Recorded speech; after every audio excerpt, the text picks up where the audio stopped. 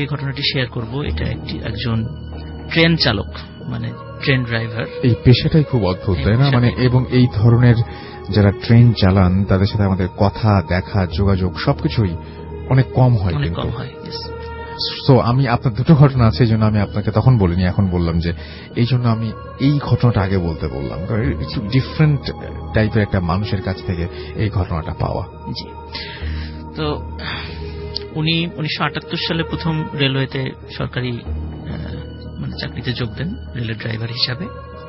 তো উনি প্রথম ওনার জবটাই ছিল যে ঢাকা থেকে খুলনাগামী যে ট্রেনটা ছিল, উনি ঢাকা থেকে খুলনায় ট্রেনটা চালিয়ে আসতেন আর কি। তো উনি বিবাহ করেন 1981 সালে, আমাকে যেভাবে বলেছেন আর কি।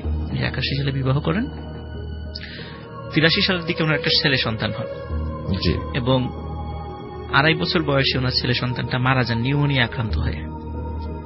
তো মারা যাওয়ার পর উনি খুবই মানে স্বাভাবিকভাবেই প্রথম সন্তান মারা গেছে, উনি খুবই শোক পান আর কি।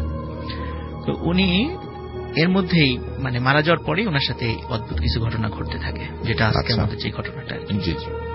তো উনি মারা যাওয়ার প্রথম 3-4 মাস বেশ স্বাভাবিক ছিলেন, কোনো সমস্যা হয়নি। 3-4 মাস পর থেকে উনি রাত্রে স্বপ্ন দেখতে থাকেন ওনার এই সন্তানকে। স্বপ্নে দেখছেন যে ওনার সন্তান ওনার সাথে খেলাধুলা করছে, গল্প করছে, কথা বলছে, এরকম উনি স্বপ্ন দেখতে থাকেন। তো একদিন হঠাৎ উনি স্বপ্নে দেখেন ওনার সন্তান খেলতে খেলতে হঠাৎ ওনার গলা মানে চেপে ধরেছে।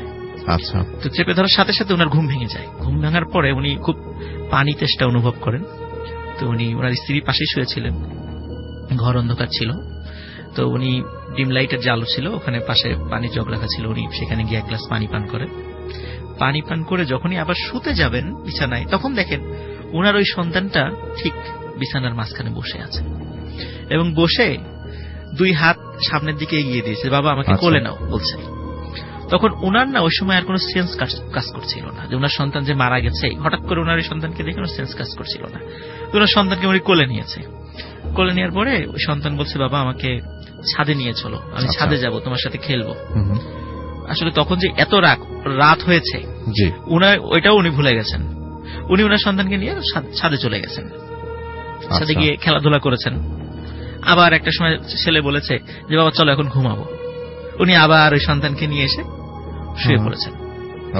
কিন্তু সকাল যখন হয়েছে, এই যে রাত্রে এত ঘটনা যে ঘটেছে উনি একদম বেমালুম ভুলে গিয়েছিলেন এবং উনি পরে কিভাবে মনে করেছেন সেটাও আমরা বলবো গল্পের পর্যায়ে এসে। উনি সকালে সেটা বেমালুম ভুলে যান, কিছুতেই মনে করতে পারেন না রাতে কি ঘটনা ঘটেছে। এরকম প্রায় প্রতি রাতেই ঘটতে থাকে, কিন্তু উনি সকালে ভুলে যান সেটা। ওনার স্ত্রী এটা বেশ কিছুদিন যাবৎ ফলো করেছেন যে উনি রাত্রেবেলা উঠে কোথাও যেন চলে যান এবং আবার বেশ আধা ঘন্টা 1 ঘন্টা পর আবার ফিরে আসেন। তখন স্ত্রী ওনাকে জিজ্ঞেস করছে তুমি রাত্রেবেলা কোথায় যাও? তখন উনি বলে কই রাত্রে তো আমি কোথাও যাই না। তখন বলছেন না তুমি যাও, এরকম ঝগড়াঝাটি হয়েছে, কোথায় যাও? তখন উনি সেটা অস্বীকার করেন। স্ত্রীর মনে খুব সন্দেহ হয়েছে ঘটনা কি, সে রাত্রে কোথায় যায় এবং আমাকে বলে না। একদিন স্ত্রী মানে ঘুমিয়েছিল যখন, তো উনি ওই একই ঘটনা কিন্তু ওই যে ওনার সন্তানকে দেখেছে, সন্তানকে নিয়ে উনি বাইরে যাবেন, দেখে যে পাশে ঘুমিয়ে আছে তার সন্তান, ওই সন্তানকে উঠে নিয়ে বাইরে যাবেন। ওনার স্ত্রী এটা ফলো করেছে, কিন্তু দেখেছে তার সাথে কেউ নাই, দেখেছে ওনার স্বামী কোথায় যেন বাইরে যাচ্ছেন। আচ্ছা। উনি কিছুক্ষণ পরে ওনার ওনার পিছু নেন আর কি, পিছু নিয়ে দেখে যে উনি ছাদে চলে যাচ্ছেন, বাড়ির ছাদে। তো ছাদে গিয়েছেন, তো উনি যখন পরে গিয়েছেন সাথে সাথে উনি যেই ঘটনাটি দেখেছেন এটা আসলে ওনার স্ত্রীও দেখার জন্য আসলে প্রস্তুত ছিলেন না। দেখে ওনার স্বামী ওনার ওই ছোট সন্তান যে 2.5 বছরের সন্তান মারা গেছে সেই সন্তানকে নিয়ে খেলাধুলা করছে ছাদের উপরে। উনি ওই জিনিসটা দেখার সাথে সাথে চিৎকার দেন। চিৎকার দেওয়ার সাথে সাথে ওনার স্বামীর মানে হুঁশ ফিরে আসে। তখন হুঁশ ফিরে আসে, বলে যে কি ব্যাপার, আমি ছাদে কেন? ওনার স্বামী তখন বলছে আমি ছাদে কেন? তখন স্ত্রী বলে যে এই যে তুমি এতক্ষণ আমাদের ওই বাবুর সাথে খেলছিলা। বলে কই, আমি কোথায় খেলছিলাম, আমি ছাদে কেন? উনি কিছুদিন সেটা মনে করেন। পরে যখন বলেছে এতদিন যে ঘটনাগুলো ঘটেছে তখন ওনার মনে আসছে যে হ্যাঁ আসলে আমি এরকম স্বপ্ন দেখতাম, আমি প্রতি রাত্রে দেখতাম আমার সন্তান আমার পাশে ঘুমিয়ে আছে, সে আমাকে বলে যে চলো বাবা ছাদে গিয়ে খেলাধুলা করবো। তখন ওনার এই সব ঘটনা তখন ওনার মনে, তখন উনি বলেন যে আমার সাথে এই ঘটনা ঘটেছে। তো যাই হোক, ওনার স্ত্রীও খুব ভয় পান এবং তারপরে ওনারা বেশ পাশের এক মসজিদের ইমাম সাহেবের কাছ থেকে একটু ঝাড়ফুঁক নিয়ে আসেন, পানি পড়া নিয়ে আসেন, যাতে করে পরবর্তীতে ঘটনা না ঘটে। কিন্তু রাসেল ভাই এরপরে ওনার সাথে আরো সাংঘাতিক ঘটনা ঘটা শুরু করে। যারা বেসিক্যালি ঈশ্বরদী থেকে হার্ডিন্স ব্রিজ পার হয়েছেন, লিসেনারদের মধ্যে যারা তারা জানেন ঈশ্বরদী থেকে হার্ডিঞ্জ ব্রিজ পার হওয়ার সময়, ঈশ্বরদী পার হওয়ার পরপরই হার্ডিঞ্জ ব্রিজ তো মাটি থেকে অনেক উঁচু, ওই উঁচু করার জন্য তো মাটি ফেলে ফেলে ওই মাটি থেকে অনেক উঁচু করতে হয় রাস্তাটা। এবং হার্ডিঞ্জ ব্রিজ ওঠার জন্য যে রেল লাইনের পথটা, এটা কিন্তু মাটি থেকে অনেক উঁচু। যারা জানেন ওইদিকে গিয়েছেন তারা দেখেছেন। উনি ঈশ্বরদী থেকে যখন ট্রেন নিয়ে হার্ডিঞ্জ ব্রিজের দিকে আসছিলেন, তখন হার্ডিঞ্জ ব্রিজ থেকে মানে হয়তো 1-1.5 কিলোমিটার আগে হঠাৎ উনি দেখছেন রেল লাইনের মাঝখানে ওনার ওই সন্তানটা দাঁড়িয়ে আছে, এবং ওনার ওই সন্তানটার মাথাটা না অস্বাভাবিক রকমের বড়, মানে অনেক বড় মাথা, এরকম মাথা হওয়ার কথা নয়, অনেক বড় মাথা। তো এটা দেখে উনি ওনার পাশের ড্রাইভারকে বলেন, ভাই দেখেন তো, আমরা জানি রেলে কিন্তু 2জন ড্রাইভার থাকে, তো পাশের ড্রাইভারকে বলেন, ভাই দেখেন তো সামনে আপনি কিছু দেখতে পাচ্ছেন? উনি বললেন, না আমি তো কিছু দেখতে পাচ্ছি না। তখন বলে যে, ভাই সামনে আমি একজন মানুষ দেখতে পাচ্ছি, ট্রেনের গতি তো কম, আমি কি থামাবো? বলে, না এখানে কোনো মতেই থামানো যাবে না, একে তো এখানে ডাকাতের ভয় আছে, দ্বিতীয় কথা এই মুহূর্তে হঠাৎ করে গাড়ি থামালে একটা বগি যদি ওখানে লাইনচ্যুত হয়, তাহলে একটা বগি যদি কাত হয়ে যদি এক পাশে পড়ে যায়, ট্রেনের প্রত্যেকটা বগিতে একটা সাথে একটা লাগানো থাকে, তাহলে ট্রেনটা কিন্তু অনেক নিচে গিয়ে পড়বে এবং পৃথিবীর ইতিহাসে একটা স্মরণকালের ভয়াবহ ট্রেন দুর্ঘটনা ঘটবে আর কি। উনি থামাতে চেয়েছিলেন, কিন্তু ওই পাশের ড্রাইভার থামাতে দেননি। কেন উনি থামাতে চেয়েছেন এই কারণে, হয়তো আমার সন্তান, ওই যে ওই ওনার একটা আবেগ কাজ করছিল, হয়তো আমার সন্তান, কারণ ওই সময় ওনার সেন্স কাজ করছিল না আর কি। তো উনি ট্রেনটা থামাতে দেন নাই পাশের ড্রাইভার, ট্রেনের গতিতে চলে গেছে। উনি ভেড়ামারা স্টেশনে যাওয়ার পরে ওখানকার যে স্টেশন মাস্টার ছিলেন তাদের ট্রেন থেকে নেমে ওনাকে বলেছেন যে, আপনি একটু ঈশ্বরদী এবং পাকশি স্টেশনে একটু খবর নিয়ে দেখেন এই 2 জায়গার মাঝখানে কোনো অ্যাক্সিডেন্ট হয়েছে কিনা, এবং এই রিপোর্টটা পোড়াদা স্টেশনে পাঠিয়ে দেন, আমি পোড়াদা ট্রেন নিয়ে গেলে আমি ওখান থেকে রিপোর্টটা নিব। এবং উনি যখন পোড়াদা স্টেশনে যান, পোড়াদা স্টেশন মাস্টারের কাছ থেকে খবরটা নিতে যান, এবং পোড়াদা স্টেশন মাস্টার বলে যে, না আজকে এবং এই রাত্রেবেলা কিছুক্ষণের মধ্যে এখানে এই ধরনের কোনো দুর্ঘটনা ঘটেনি। ওখানে পুলিশরা গিয়েছিল, স্টেশন মাস্টার নিজে গিয়েছিলেন এইটুকু জায়গার মধ্যে, এখানে কোনো ধরনের কোনো দুর্ঘটনার আলামত নাই, এবং এত রাত্রে ওইখানে মানে বাচ্চা আসার তো প্রশ্নই আসে না, এরকম বলেছে। তো যাই হোক, বলেছে আপনি হয়তো চোখে ভুল দেখেছেন, এটা এখানেই শেষ করে দেন, এটা নিয়ে আর মানে কথাবার্তা বাড়ানোর দরকার নেই, কারণ এতে করে ওনার ক্যারিয়ারে একটা সমস্যার সৃষ্টি হতে পারে। উনি এই বিষয়টা আর চেপে যান, আর কোনো কথা বলেন নাই। রাসেল ভাই, উনি যখনই মানে ঢাকা থেকে এই রাত্রে খুলনার ট্রেনটা চালিয়ে আসতেন, ওই সেম জায়গায় ওনার ওই সন্তানটাকে দেখতে পেতেন। মাই গড। এবং ওই যে বিশাল বড় মাথা, মানে স্বাভাবিক নয় কিন্তু, মানে অনেক বড় মাথা, না বুঝতে পারছি। তো এরকম দেখতে পেতেন।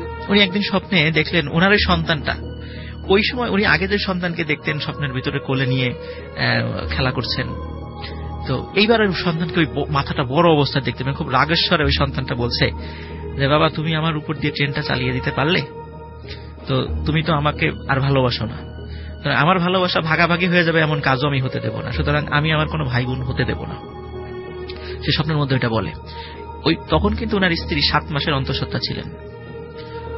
এই 7 মাসের অন্তঃসত্ত্বা থাকা অবস্থায় ওনার স্ত্রী এই স্বপ্ন দেখার পরে উনি স্ত্রীকে এই বিষয়ে আর কিছু বলেন নাই। উনি হয়তো বা স্ত্রী এই অবস্থায় ভয় পেতে পারেন, সমস্যা হতে পারে, যেন উনি কিছু বলেন নাই আর কি।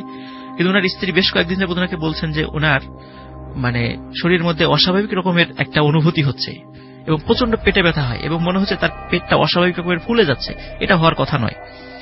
এবং এই ঘটনা ঘটার 3 থেকে 4 দিনের মাথায় মানে উনি খুবই পেটে পেইন ফিল করেন। হসপিটালে নিয়ে যাওয়ার পরে তখন ডাক্তার বলেন যে আপনার সন্তান পেটের মধ্যে মারা গেছে, দ্রুত এটা সিজার করে এটা অপসারণ বের করে ফেলতে হবে, নাহলে আপনার জীবন হুমকির মুখে পড়ে যেতে পারে। তো রাসেল ভাই, যখন ওই সন্তানকে অপারেশন করে বের করা হয়েছে, অদ্ভুত ব্যাপার, ওই সন্তানের মাথাটা না অস্বাভাবিক রকমের বড় ছিল, যেটা উনি ওই যে রেল লাইনে, হ্যাঁ ওনার ওই সন্তানের মাথাটা বড় ছিল, এবং ওনার স্ত্রী যে হঠাৎ করে পেট ফুলে যাচ্ছিল, এবং পরে মারাত্মক পেইন হয়, মানে এইটার কারণে হয়েছে ওনার ওই সন্তানের মাথাটা অস্বাভাবিক রকমের বড় হয়ে গিয়েছিল। আচ্ছা। তো যাই হোক, ওনার সন্তান মারা যান ওটা পেটের মধ্যেই, এবং এরপরে ওনার একাধিক সন্তান কিন্তু ঠিক এই 6 থেকে 7 মাস যখন অন্তঃসত্ত্বা উনি থাকেন এই সময়ের মধ্যেই মারা যান, এবং প্রত্যেকটা সন্তানের একের পর এক তার সাথে দুর্ঘটনা ঘটতে থাকে, এরকম একের পর একটা, এবং একটা পর্যায়ে উনি আর মানে সন্তান ধারণ করার যোগ্যতাই হারায় ফেলেন। আচ্ছা। তো ও স্বপ্নে যা বলেছিলেন তার আগের সন্তান, সেটাই আলটিমেটলি হলো। হ্যাঁ, সেটাই আলটিমেটলি হয়েছে। তো এখন এদিকে কিন্তু উনি যখন ওই যে প্রতিনিয়ত ওই পাকশির ওই রুটটাতে উনি যখন এই ধরনের প্রবলেম ফেস করছিলেন, তখন উনি ট্রান্সফার হয়ে ঢাকা সিলেট রুটে চলে আসেন। ঢাকা সিলেট রুটে উনি ট্রেন চালাবেন। তো এর ভিতরে মানে যে ঘটনাটা ঘটে এটা ছিল সবচেয়ে মারাত্মক ঘটনা। ঢাকা সিলেট রুটের লিসেনাররা যারা গিয়েছেন তারা জানেন যে ঠিক শ্রীমঙ্গলের কাছাকাছি আসার পরে ট্রেনটা যেদিক দিয়ে যায় দুই পাশে কিন্তু মানে জঙ্গল এলাকা, হ্যাঁ, এবং একটা দীর্ঘ সময় কিন্তু জঙ্গলের মধ্যে যান, তারপর দুই পাশে মানে চা বাগানও আছে, যদিও সেটা খুবই সুন্দর একটা জায়গা, কিন্তু রাতের বেলা জায়গাটা মানে দিনের বেলা যতটা না সুন্দর, রাতে কিন্তু ঠিক ততটাই ভয়ঙ্কর। তো উনি একদিন সিলেটে যখন রাতের বেলা ওই দিক দিয়ে আসছিলেন ট্রেন নিয়ে, হঠাৎ উনি তখন দেখছিলেন যে ওনার ওই যে সন্তানটা, প্রথম সন্তানটা, এরকম একাধিক 10-12 জন সন্তান রাস্তার দুই পাশে দাঁড়িয়ে আছে, এবং উনি এটা দেখে খুবই ভয় পান যে এখানে মানে আমার এই প্রবলেমটা শুরু হয়েছে। মনে করছে হয়তো বা ওই পাখি রুটি ছিল, এখানে হবে না, কিন্তু এখানে ওই প্রবলেমটা শুরু হয়। এবং উনি ট্রেনটা থামান নাই, ট্রেনটা যথারীতি ট্রেন চলছে ট্রেনের গতিতে, উনি হঠাৎ করে ফিল করলেন এই 7-8 জন এই ছোট ছোট বাচ্চা এবং অনেক বড় মাথার আকৃতির, এবং সবাই একই রকম চেহারা, প্রত্যেকের চেহারা ওনার সন্তানের মতো, এবং এই 7-8 জনই ট্রেনের মধ্যে ঢুকে পড়েছে, ইঞ্জিনের মধ্যে। আচ্ছা, ঢুকে ওনার সাথে ধস্তাধস্তি শুরু করেছে, এবং ওরা প্রত্যেকেই ট্রেনটার হুইলটা টান দিয়ে এটা থামানোর চেষ্টা করছে। ওনার সাথে যে মানে কো ড্রাইভার ছিল সে আবার একটু ক্লান্ত ছিল, ওনাকে বলেছিল ভাই আমি একটু ঘুমাবো, আমাকে একটু পরে ডেকে দিয়েন, কারণ ট্রেনের 2 জন ড্রাইভার থাকে, আমরা জানি যে একজন চালান বেসিক্যালি, আরেকজন সাথে থাকেন মানে সহযোগী হিসাবে। তো উনি বারবার চেষ্টা করছেন, চিৎকার করছিলেন তাকে, কিন্তু ওনার ঘুম কিছুতেই ভাঙছে না। আর ওই যে ছোট ছোট যেই বাচ্চারূপী যেই জিনিসগুলো ওখানে এসেছিল, ওরা বারবার ট্রেনটা থামানোর চেষ্টা করছিল, এবং উনি খুব ধস্তাধস্তি শুরু করেছে কোনো মতে যে ট্রেনটা থামাতে না পারে। ওই একটা ডেঞ্জারাস একটা জায়গায় রাতের বেলা, ওখানে কিন্তু ডাকাতের ভয় আছে এমনিতেও। তো উনি অনেক চেষ্টা করেছেন থামাতে না পারে, কিন্তু এরকম ধস্তাধস্তির একটা পর্যায়ে কেন জানি ওনার পাশের ড্রাইভারের ঘুম ভেঙে যায়। ঘুম ভেঙে উনি দেখেন উনি কিসের সাথে, শূন্যের সাথে ধস্তাধস্তি শুরু করেছেন। তো উনি বলেন ভাই কি করেন, আপনি তো ট্রেনের মানে দরজা দিয়ে পড়ে যাবেন বাইরে। উনি তাড়াতাড়ি মানে পড়ে যাওয়ার মতোই অবস্থা হয়ে গেছে, তাড়াতাড়ি যে ওনাকে ধরে ফেলেছেন। এবং তখন আবার ওনার হুঁশ হয়েছে, দেখে যে না আশেপাশে এখন আর কেউ নেই, তখন আর কেউ ছিল না। তখন উনি বেশ মাসখানেকের তখন ছুটি নেন, ছুটি নিয়ে দীর্ঘদিন উনি মানে ট্রিটমেন্ট করেন যে হয়তো ওনার সাইকোলজিক্যাল কোনো প্রবলেম হয়েছে কিনা। বাট ডাক্তার বলছেন না আপনার কোনো সাইকোলজিক্যাল প্রবলেম নাই, আমি এটাই ভাবছিলাম যে সাইকোলজিক্যাল কোনো প্রবলেম, কোনো সিজোফ্রেনিয়ার প্রবলেম নাই, হ্যালুসিনেশনও হয় নাই, এরকম তারা কোনো কিছু বলতে পারেন নাই আর কি। তো যাই রাসেল ভাই, ওনার স্ত্রী কিন্তু স্থায়ীভাবে মানে সন্তান ধারণ অনুপযোগী, ডাক্তার বলে দিয়েছেন আপনি আর কখনো সন্তান ধারণ করতে পারবেন না। তো ওনার এই বিষয় নিয়ে ওনার মনে খুবই কষ্ট ছিল। তো উনি ওনার বাড়ির পাশে একদিন এক রিকশালার সাথে তার পরিচয় হয়। রিকশালা একটু ধার্মিক ছিলেন আর কি, হুজুর গোছের একজন ছিলেন। তো রিকশালা একদিন ওনাকে বলছেন ভাই আপনার সবসময় দেখি মন টন খারাপ, তা কি আমাকে বলা যায়? তা উনি বলছেন যে আসলে আমার তো আসলে সন্তান হয় না, এরকম ঘটনা ছিল। তখন রিকশালা বলেন যে আচ্ছা ঠিক আছে, আমি আপনাকে একটা সমাধান দিতে পারি।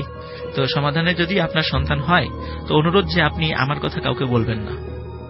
তো উনি বলেন আচ্ছা ঠিক আছে বলবো না। তখন উনি একটা পানি পড়া দেন, মানে আপনি এবং আপনার স্ত্রী টানা 3 মাস এটা খাবেন এবং পরে কি হয় আমাকে জানাবেন। তো 3 মাস পরে সত্যি অদ্ভুত ব্যাপার, আল্লাহর কি ইচ্ছা, উনি ওই রিকশালাকে বলেন যে হ্যাঁ আমার স্ত্রী মানে সন্তান সম্ভব। এবং ডাক্তার আগে তাকে দিয়েছিল তারা মানে বলেছে যে অসম্ভব ব্যাপার, এটা হতেই পারে না, হ্যাঁ যে উনি সন্তান সম্ভব হবেন। তো যাই হোক সবাই আশ্চর্য হয়ে গেছে, কারণ ওনার একটা মেজর অপারেশন হয়েছিল যার কারণে ওনার কোনো সম্ভাবনা ছিল না, এটা একটা মিরাকল আর কি। তো ওনার যখন 3 মাস হয়ে গেল তখন ওই সুসংবাদটা যখন রিকশালাকে দিলেন, বললেন ঠিক আছে এখন আপনি টানা 10 মাস আমি আবার পানি পরে দিচ্ছি, পানি শেষ হয়ে গেলে মিশিয়ে খাবেন, এইভাবে স্বামী স্ত্রী খেতে থাকবেন 10 মাস সন্তান ভূমিষ্ঠ হওয়ার আগ পর্যন্ত। কিন্তু শর্ত একটাই যে আপনি কাউকে বলবেন না যে আপনি আমার কাছ থেকে ট্রিটমেন্টটা নিয়েছেন। কিন্তু সমস্যা উনি যখনই ওনার এই সন্তান হয়ে আত্মীয় স্বজনদের প্রচন্ড প্রেশার ছিল যে তুমি কোন ডাক্তারের কাছে গিয়েছিলে, কার কাছ থেকে ট্রিটমেন্ট নিয়েছে আমাকে বলো, আমরাও যাবো, এরকম মানে ওনার উপর খুব প্রেশার ছিল। সন্তান ভূমিষ্ঠ হওয়ার পর এরকম প্রেশারে একদিন বলেই দিয়েছে উনি যে আমি না ওই রিকশালার কাছ থেকে এই ট্রিটমেন্টটা নিয়েছি। তো স্বাভাবিকভাবেই লোকজন ওনার পরিচিত আত্মীয় স্বজন ওনারা ওনার কাছ থেকে সহযোগিতা নেওয়ার জন্য গিয়েছিলেন। রাসেল ভাই যাওয়ার পরে দেখা গেছে যে ওই যে রিকশালা যে বাড়িতে থাকতেন, তো যখনই গিয়েছে বলছে এই রিকশালা তো মাত্র কয়েকদিন আগে ওনার রিকশাটা বিক্রি করে দিয়ে স্ত্রী সন্তান নিয়ে কোথায় যে চলে গেছে কেউ জানে না। রাসেল ভাই আমাকে যিনি বলেছেন ওনার নাম ইয়াহিয়া আর কি, ডাকনাম ইয়াহিয়া, কিন্তু অফিসিয়াল নাম ওনার ইয়াহিয়া না, উনি যদি রিটায়ার করেছেন সঙ্গত কারণ ওনার অফিসিয়াল নেমটা বলা যাবে না। তো উনি কিন্তু এখনো ওই রিকশালাকে খোঁজেন, যে এই লোকটা কোথায় আছে। বাচ্চা কি হয়েছিল পরে? হ্যাঁ রাসেল ভাই, এটা বলি, ওনার কিন্তু এরপরে তিনটা সন্তান হয়েছে। আচ্ছা। এবং ওনার যে প্রথম সন্তান সেটা ছেলে সন্তান। উনি রিকশাওয়ালা শর্ত দিয়েছিল, আপনার যে কটা সন্তান হবে তাকে প্রথমে মাদ্রাসায় কোরআনের শিক্ষা শিক্ষিত করবেন, তারপর আপনি জেনারেল লাইনে পড়াবেন। ওনার প্রথম সন্তান কোরআনে হাফেজ হয়েছিল। ওনার প্রথম সন্তান বুয়েটের সিভিল ইঞ্জিনিয়ার, এবং উনি বর্তমানে বিদেশে আছেন, কানাডাতে আছেন ওনার প্রথম সন্তান, এবং খুব ভালো একটা পজিশনে আছে। ওনার দ্বিতীয় সন্তান কন্যা সন্তান, সে ঢাকা ইউনিভার্সিটির বর্তমানে মাইক্রোবায়োলজি ডিপার্টমেন্টে পড়ে, এবং সে সন্তানও কিন্তু ওই মেয়ে যে সেও কিন্তু সাধারণ মেয়েদের মতো না, খুবই পর্দানসীন মেয়ে, এবং সে কোরআনে হাফেজা। এবং ওনার সর্বশেষ যে ছোট একটা সন্তান আছে, সে সন্তান বর্তমানে এবার ইন্টারমিডিয়েট পরীক্ষা দিচ্ছে আর কি।